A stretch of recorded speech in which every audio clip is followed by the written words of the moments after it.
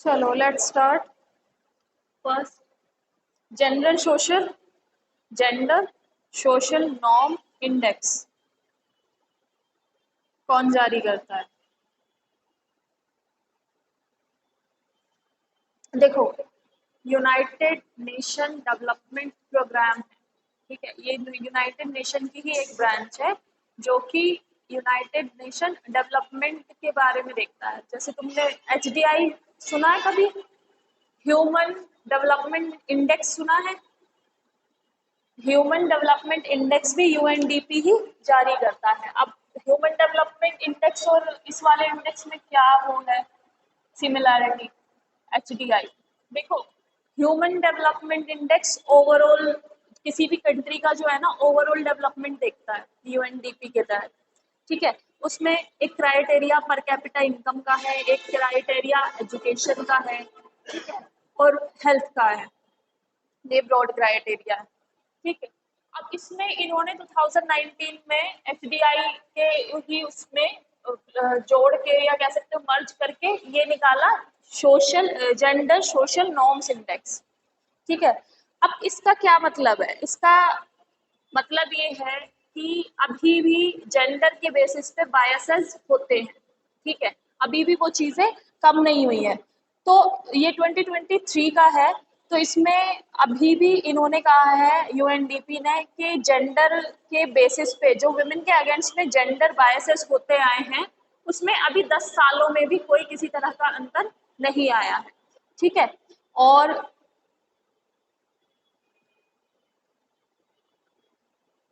Out of 9 9 out of 10 man and women अभी भी इस तरह के बायसेस का शिकार हैं। अब बायसेस कैसे कैसे हैं? देखो, इसमें कुछ कुछ क्राइटेरिया मेंशन है, जैसे कि एक तो पॉलिटिकल क्राइटेरिया है। पॉलिटिकल क्राइटेरिया में है कि विमेन के सेम राइट है as man in a democracy, या किसी भी लोकतांत्रिक देश में या किसी भी लोकतांत्रिक राष्ट्र में महिला और पुरुष उनको दोनों को सेम राइट है, सेम मीन्स समान अधिकार प्राप्त है। तो अभी भी नहीं है। अगर देखो, मैं तुम लोगों को इसके बारे में एक रिपोर्ट में बताती हूँ। लोकसभा में कितनी स्ट्रेंथ है तुम्हें पता है? अब प्रेजेंट में कितने बच्चे वो हैं, मेंबर कितने हैं लोकसभा में?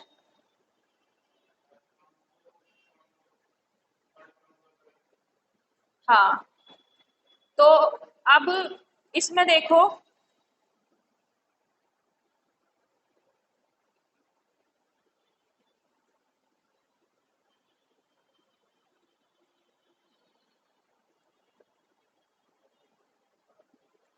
अब स्ट्रेंथ, तुम लोग स्ट्रेंथ देखना और ये देखना कि कितना है लोकसभा में।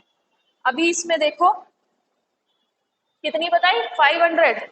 अभी टोटल है 543 मेंबर है, ठीक है।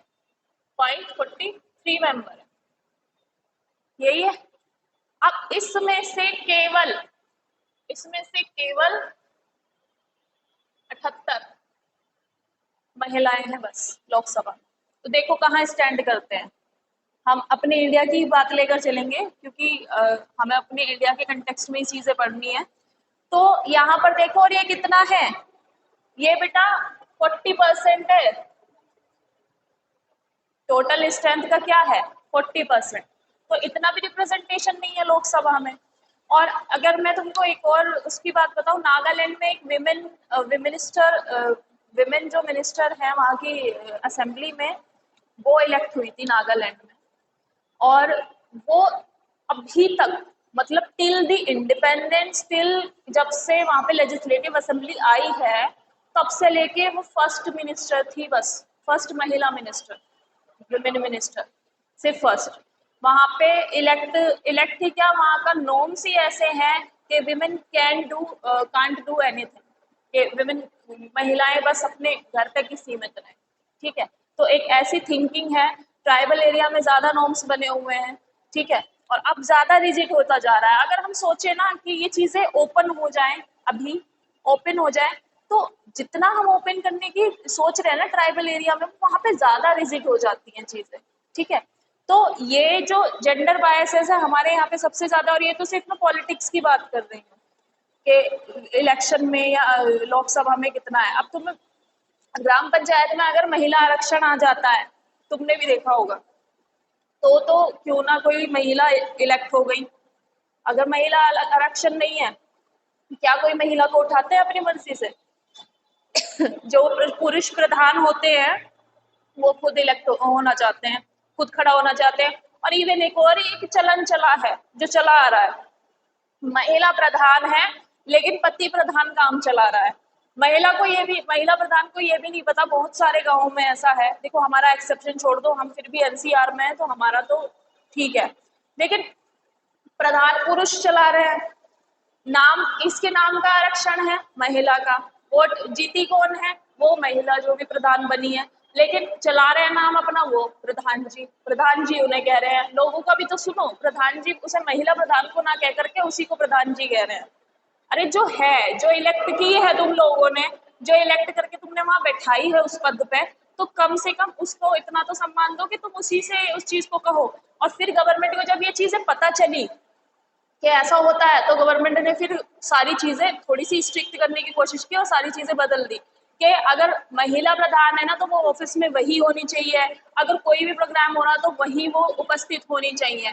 कम से कम हम उस रिप्रेजेंटेशन को लेकर तो आ रहे हैं ना ऊपर। लेकिन हम तो कोशिश कर रहे हैं, गवर्नमेंट भी कोशिश कर रही है, हम लोग भी मिलकर कोशिश कर रहे हैं, लेकिन जो वहां का स्ट्रेटा है, सोशल स्ट्रेटा, वो कहीं ना कहीं इस चीज से अनअवेयर है। ठीक है, तो ये चीज है। अभी भी यूएन ने इस बारे में ये जो रिपोर्ट आई है, अब इसमें देखो एजुकेशन में बताओ, अब ये तो हुई थी पॉलिटिक्स की बात, एजुकेशन की बात करो। एजुकेशन में सबसे ज्यादा मेन है देन विमेन, ये रिपोर्ट बता रही है। जो ये आई है report gender social norm index, ये बता रही है कि सबसे ज्यादा मेन है।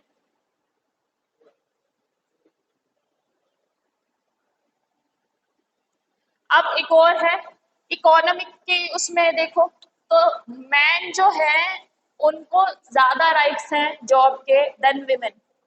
कोई एक विमेन को हायर नहीं करना चाहता। और एक और चीज है, equal pay for equal work आ गया हमारे यहाँ पे, कॉन्सेप्ट है, ठीक है, equal pay for equal work, कि आप भी इक्वली पेड होंगे, वो भी इक्वली पेड होंगे, लेकिन ऐसा रियलिटी में नहीं है। लॉ जो हमारे हैं उनको सभी फॉलो नहीं करते, तो जो महिलाएं हैं उनकी पे जो है वो एज इक्वल नहीं होती एज मैन। ठीक है, कहीं ना कहीं उन्हें लेस एफिशिएंट समझा जाता है, जो कि वो है नहीं।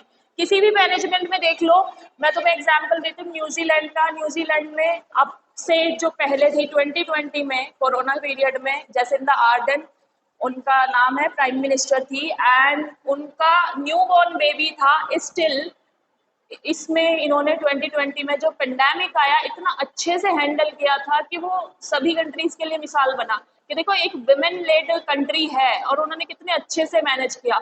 तो विमेन मैनेज करना बहुत अच्छे से जानती है। ठीक है, I am not bias, although man are also good, क्योंकि यहाँ पे मेजोरिटी में तुम ही लोग हो, कोई है नहीं, तो आई एम नॉट बायस्ड। बट एक चीज है कि मैनेजमेंट जो है, मैनेजमेंट कहीं ना कहीं अच्छा वो कर लेती है। ठीक है, कहीं ना कहीं क्या, देखो तुम किसी भी फील्ड में देख लो, अब तो परमानेंट कमीशन भी मिल गया विमेन को, मेजर की पोस्ट भी वो होल्ड कर सकती है, जनरल की पोस्ट भी वो होल्ड कर सकती है, परमानेंट कमीशन मिल गया है। आर्मी में जाने की, नेवी में, एयरफोर्स में पायलट वो हैं। ठीक है, और कोई भी ऐसी चीज नहीं है जो उनके लिए लेफ्ट है, चाहे वो माउंट एवरेस्ट पे चढ़ने की बात हो या कुछ भी, जो भी। अब तुम इसमें भी देखो, ओलंपिक्स में भी कौन कौन छाया हुआ रहता है, सारी विमेन्स रहती है। ठीक है, मैरी कॉम है, या फिर ये पीवी सिंधु है, सायना नेहवाल है। ठीक है, और रेसलर्स भी मेनली विमेन है। ठीक है, although Neeraj Chopra is also there, I am not biased. ठीक है, और ये Bajrang Punia is also there wrestling में, और अनदर जो भी है वो भी प्लेयर्स है। ठीक है, तो ये चीज है। बट कहीं ना कहीं हम लोगों को ही, हम लोग ये जो सोशल नॉर्म्स बने हुए हैं, ये जो एक तरह के नॉर्म्स बने हुए हैं, इनको हमें ही कहीं ना कहीं करना है। तो जब भी तुम एडमिनिस्ट्रेशन में जाओगे तो जस्ट वहां पे सिचुएशन पे इस चीज पे ध्यान देना। किसी भी जैसे कहीं भी तुम्हारी पोस्टिंग होगी, किसी गांव में होगी, किसी भी चीज में होगी, तो वहां पे तुम लोगों को इस चीज पे ध्यान देना है। मतलब हम ये चीजें पढ़ते क्यों हैं कि यूनाइटेड नेशन क्या कह रहा है, किसी को क्या ही मतलब है क्या कह रहा है यूनाइटेड नेशन, लेकिन तुम एज एन एडमिनिस्ट्रेटर कल को तुम कहीं भी किसी भी फील्ड में जाओगे, तुम उस चीज को फिर वहां पे देखना कि अच्छा यहाँ पे ये प्रॉब्लम आ रही है इनको, तो वो चीज कराएं। अगर कोई रूल रेगुलेशन फॉलो नहीं किया जा रहा है तो ये रूल्स हम पढ़ क्यों रहे हैं? इसीलिए तो पढ़ रहे हैं ताकि कल को तुम जिस फील्ड में जाओगे तुम वहां अप्लाई करोगे। इक्वली दोनों को समझो, ठीक है। अब नेक्स्ट है ये चीन भारत सीमा विवाद चर्चा में रहने वाला गालवान क्षेत्र कौन से राज्य में स्थित है? देखो गालवान जो है ये बहुत तुमने सुना था 2021 में एलएसी पे एक क्लैश हुआ था। एलएसी पे 2021 में क्लैश हुआ था। एलएसी कहाँ पर है?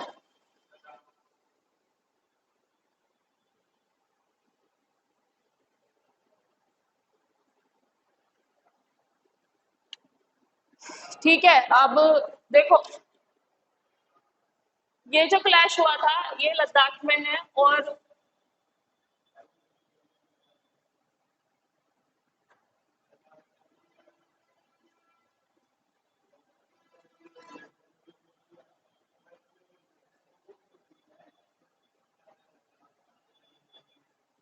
गालवान देखो यहाँ पर क्या हुआ था 2021 में, जो चाइना की आर्मी थी वहां की और इंडियन आर्मी के बीच में वहां पर क्लैश हुआ था।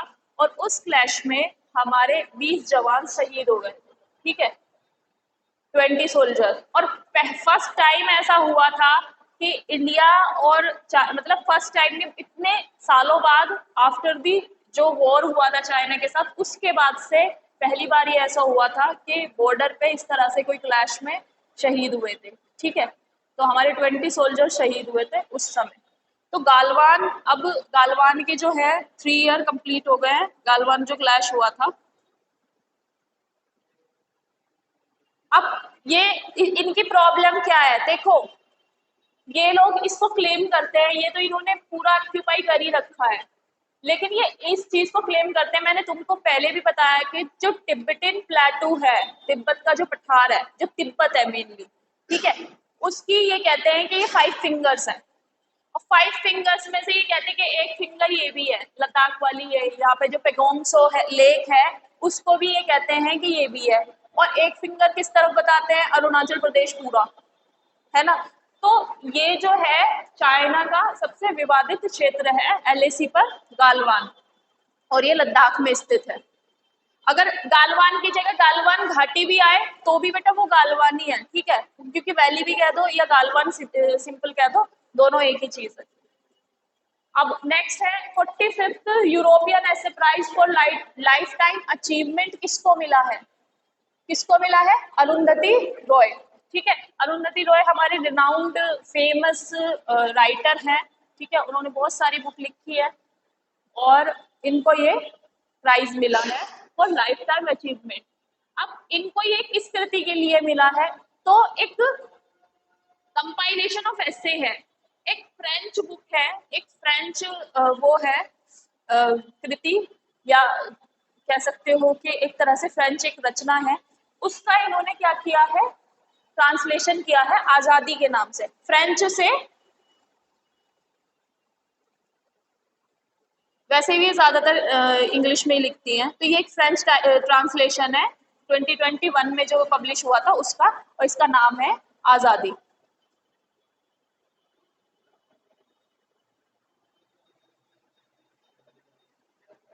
अरुंधति रॉय की कोई वो याद हो कृति?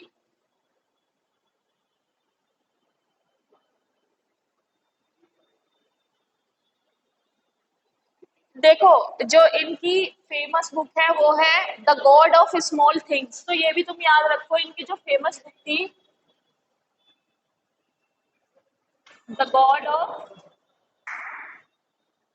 स्मॉल थिंग्स, ये इनकी फेमस बुक है। The God of Small things.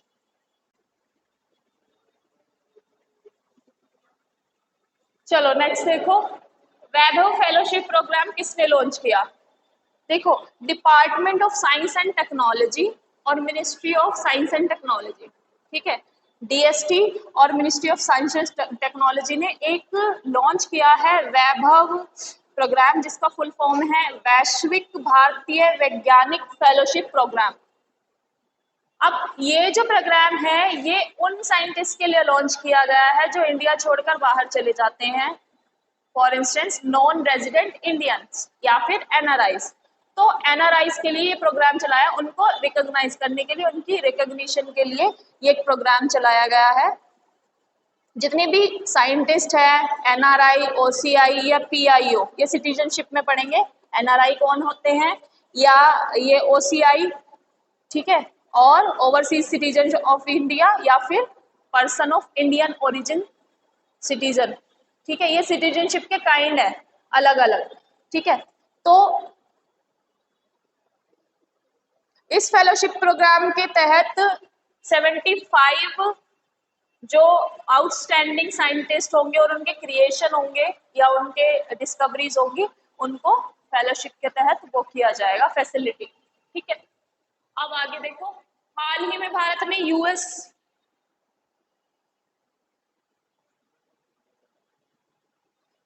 हाँ, भारत ने यूएस से कुछ ड्रोन खरीदने का या उसका एक उनके अग्रीमेंट उनके बीच में साइन हुआ है ड्रोन्स का। अब क्योंकि ड्रोन्स या कोई भी चीज अगर खरीदी जाती है तो वो वन वर्ड में ऐसे पूछ लेते हैं ये क्या है, ऐसे नाम डाल के। अब तुम ऐसे कैसे याद रहेगा, इसमें है MQ-9B, अगर शॉर्ट में हम कहें ड्रोन हटा दे तो MQ-31 MQ-9B,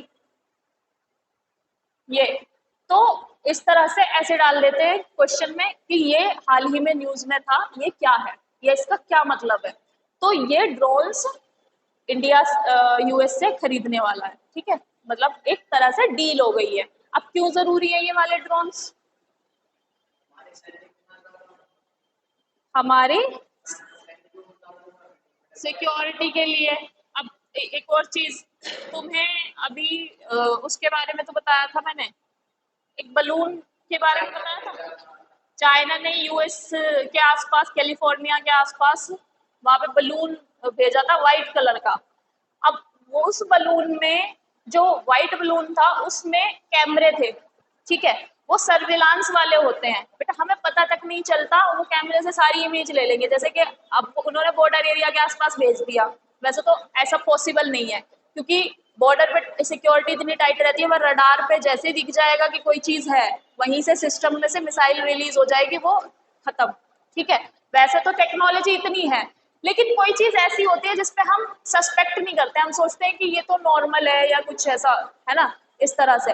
तो यूएस पे जब छोड़ा था तो बाइडेन, जो वहां के प्रेसिडेंट हैं जो बाइडेन, तो उन्होंने क्या किया, बिना पूछे बिना उसके उड़ा दिया, ठीक है, पैसिफिक ओशन में खत्म कर दिया उसे व्हाइट बलून को, क्योंकि उनको पता है कि चाइना की जो स्ट्रेटेजी है वो पूरा पैसिफिक ये सब, मतलब इनका चलता रहता है। चलता क्या, इन्होंने एक पूरा प्लान बनाया हुआ है चाइना को एक्सपेंशन करने का, ठीक है।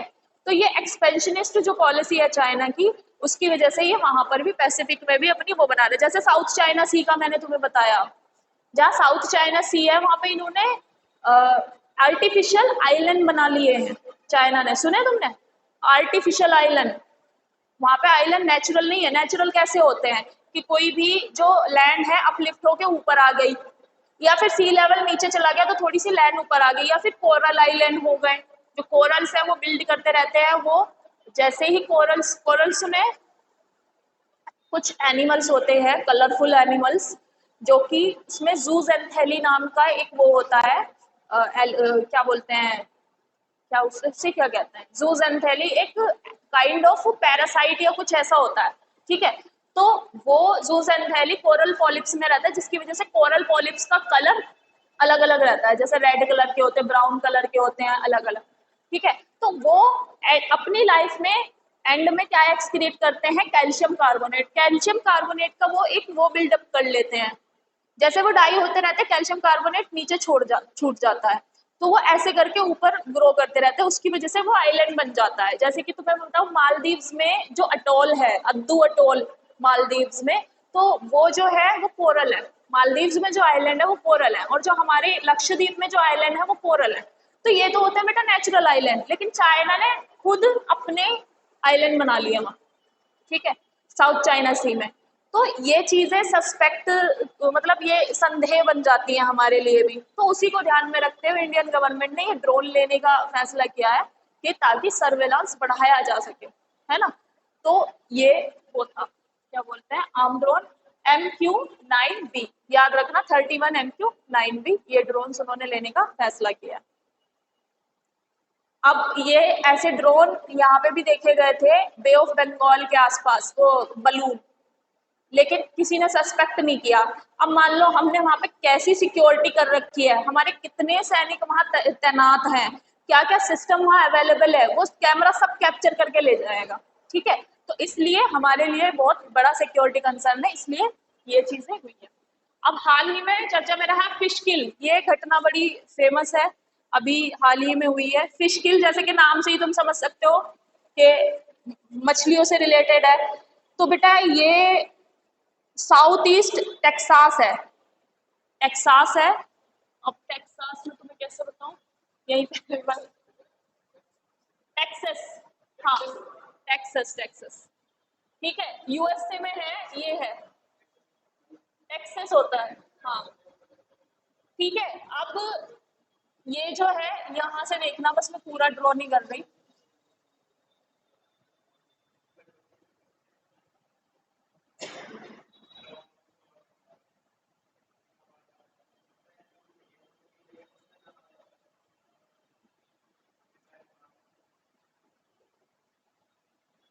देखो ये है गल्फ ऑफ मैक्सिको,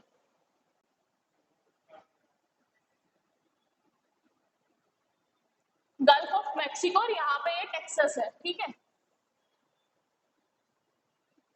यहाँ पे क्या हुआ है, लो ऑक्सीजन की कमी से, मतलब लो लेवल ऑफ ऑक्सीजन जो था वाटर में, उसकी वजह से जो फिशेज हैं वो सफोकेट होकर मर गई, ठीक है। और इतनी इतनी नहीं कि एक आधी मरी है, थाउजेंड्स ऑफ फिशेज हैं, ठीक है। और इसी को फिश किल कहा जाता है। और इसकी वजह से क्या हुआ, सफोकेशन हो गई। अब सफोकेशन क्यों हुई है, ऑक्सीजन का लेवल कब कम होता है, देखो ऑक्सीजन का लेवल दो चीजों से कम होता है, या तो पोल्यूशन है और या फिर टेम्परेचर ज्यादा इंक्रीज हो गया। जब टेम्परेचर ज्यादा इंक्रीज हो जाता है तो उसकी वजह से क्या होता है, इवेपोरेशन ज्यादा होता है। इवेपोरेशन की वजह से, और जो वहाँ के प्लांट्स हैं या जो भी चीज है, उनकी वजह से अगर वो डेड हो जाते हैं, मतलब ज्यादा वार्म हो गया, ज्यादा वार्मर क्लाइमेट में कोरल भी नहीं रहते। कोरल भी बेटा ऑक्सीजन वो करते हैं, क्योंकि उनके पास एलगी रहता है। एलगी क्या है, प्लांट। एलगी क्या करता है, फोटोसिंथेसिस, और वो ऑक्सीजन रिलीज करता है। जब वो ही चीज मर जाएंगी तो ऑक्सीजन कहाँ से आएगी, उसमें ओशंस में, है ना। जो प्लांट्स हैं वो सब मर जाएंगे। क्यों होता है, वार्म ओशन, वार्म बेटा वो ज्यादा पानी के टेम्परेचर, वाटर का टेम्परेचर ज्यादा होगा तो कोरल्स नहीं रहते जिंदा। अब उसकी वजह से मछलियों पे इफेक्ट क्या पड़ा, कि ऑक्सीजन नहीं था वाटर में और वो सफोकेशन की वजह से मर गई। तो ये फिश किल अभी टेक्सास में हुआ है, और इसका रीजन वही है, suffocation, low level of oxygen की वजह से, ठीक है। अब बेलारूस किस महाद्वीप पर स्थित है, बेलारूस यूरोप में है, और ये रशिया के पास है। और क्यों ये अभी न्यूज में था, ये रशिया का अच्छा पार्टनर है। पहले ये सब रशिया का ही पार्ट था, जब रशिया रशिया क्या था, यूएसएसआर, ठीक है। जब यूएसएसआर था रशिया पूरा, तो ये सब कंट्री इसी में थी। इवन जो अभी यूक्रेन है, ये सब भी यूएसएसआर का पार्ट है, ये सब बाद में इंडिपेंडेंट हो गए, ठीक है। तो अब बेलारूस क्यों प्रसिद्ध है, तो रशिया ने अभी कुछ न्यूक्लियर वॉरहेड्स इसको बेचे हैं, बेलारूस को।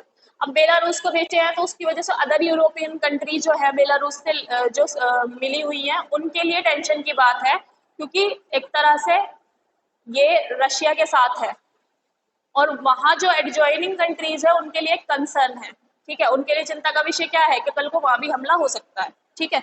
जो यूक्रेन है उसके साथ साथ वहां भी हो सकता है। अब नेक्स्ट है और ज्यादा डिटेल में, तो देखो तुम्हें जब मैपिंग कराएंगे तो अभी क्योंकि रशिया बहुत फेमस है अभी वॉर की वजह से, ये यूक्रेन, तो ऐसे पूछ लिया जाता है कि रशिया से एडजॉइनिंग कितनी कंट्रीज है, या किस कंट्री का बॉर्डर रशिया से मिल रहा है, या किस कंट्री का बॉर्डर यूक्रेन से मिला हुआ है, या कौन कौन सी कंट्री ब्लैक सी को घेरे हुए हैं, ब्लैक सी से कौन कौन सी कंट्री एडजॉइनिंग है। तो ये वन वर्ड में पूछ लिया जाता है। अगर तुम्हारा मैप क्लियर रहेगा तो तुम लोग वो क्वेश्चन कर लोगे आराम से। अब मंकी पॉक्स किसके कारण फैलता है? मंकी पॉक्स सुना है कभी? मंकी पॉक्स इसका नाम है, ये मंकी की वजह से नहीं फैलता। अच्छा, ये एक वायरल डिसीज है और ये किससे फैलता है? रोडेंट्स। रोडेंट्स किसे कहते हैं? चूहों की प्रजाति। ठीक है, रोडेंट्स एक तरह से जो चूहे होते हैं उनकी प्रजाति है उसे, और या फिर प्राइमेट्स। तो इनकी वजह से होता है। और किस तरह से हो जाता है कि ये जो जूनोटिक्स रहते हैं इनमें रहता है, ठीक है, और अगर ये ह्यूमन बीइंग के किसी भी तरह से कांटेक्ट में आ गए तो ये उनको हो जाता है। तो इसलिए अपने घर में चूहे वगैरह साफ कर देना पहले ही। मंकी पॉक्स एक रेयर इन्फेक्शन है और यह ज्यादातर जो है अफ्रीका में है 2022 में, लेकिन उसके बाद इसके जो केसेस है वो राइज हो गए मंकी पॉक्स के, और ये फिर यूरोप, नॉर्थ अमेरिका, इन सब में भी हो गया, और अभी तक इसके 87,000 केसेस सामने आ रहे हैं। और इसका मंकी पॉक्स तो नाम अभी तक इससे 146 डेथ हो गई है। अब मंकी पॉक्स इसलिए कहते हैं, जैसे कि तुमने स्मॉल पॉक्स सुना है, जो होता है स्मॉल पॉक्स वगैरह, चिकन पॉक्स, ये तो वो जो होता है ना उसमें जैसे कि आपकी स्किन पे कुछ वो पड़ जाएंगे, जैसे कि सोर हो जाते हैं, है ना, तो इस तरह से इसमें भी स्किन पे सोर हो जाते हैं, ठीक है, और उसके साथ साथ फीवर और अदर सिम्टम भी है, ठीक है, बट ये अदर उससे इसलिए डिफरेंट है अदर उससे डिसीजेस से कि इसमें क्या है, जो सौर है वो बाकियों से ज्यादा बड़े हैं, तो इसलिए इसे मंकी पॉक्स कह देते हैं। लेकिन जरूरी नहीं कि मंकी से नहीं फैलता, मंकी से तो रेबीज ही होता है बस, ठीक है, मंकी से नहीं फैलता, रोडेंट्स और उससे। बस नाम मंकी क्यों रखा है? शायद इसकी ओरिजिन की वजह से, कि शायद पहले ये मंकीज में पाया गया, ठीक है। अब मंकी पॉक्स क्यों नाम है, चलो मैं तुम्हें बता रही हूँ। मैं मंकी पॉक्स बता ही रही हूँ, नहीं तो ये राज राज ही रह जाएगा।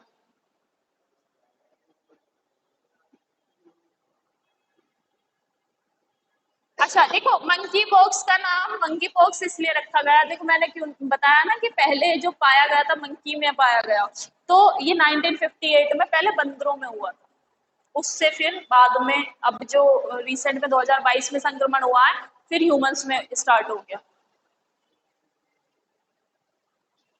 ठीक है। Next and last, vaccine administer and manage vaccine roll out. देखो कोविन पोर्टल का उद्देश्य क्या है? कोविन कोविन पोर्टल जो है अभी रिसेंट इसलिए न्यूज में था क्योंकि कोविन पोर्टल पे जो डिटेल्स आई हैं उनमें कुछ डिटेल्स में फ्लक्चुएशंस हैं, मतलब कुछ फॉल्स है, फ्लॉज है, ठीक है। अब वो फ्लॉज कैसे कैसे है कि वैक्सीन लगी भी है, एक्चुअल में नहीं लगी, इसका कुछ कुछ उसमें चल रहा था न्यूज में, है ना। तो ये वैक्सीन क्या बोलते हैं, कोविन पोर्टल जो है बेसिकली तुमने भी लगवाई होंगी, तो तुमने भी इसी से तुमको मैसेज वगैरह आए होंगे, ठीक है। तो ये क्यों क्यों बनाया गया था CoWIN portal? To administer and manage vaccine roll out. जो वैक्सीन है उसका एक तो रोल आउट देखना कि किस तरह से वो हो रही है, डिस्ट्रीब्यूशन हो चुका है या नहीं, कितने लोगों को लग गई है, कितने लोग रह रहे हैं, कितनों ने फर्स्ट डोज लिया है, कितनों ने सेकेंड, कितनों ने कोविशील्ड लिया है और कितनों ने कोवैक्सीन लिया है। तो ये उनके लिए था, एक तरह से पोर्टल बनाया गया।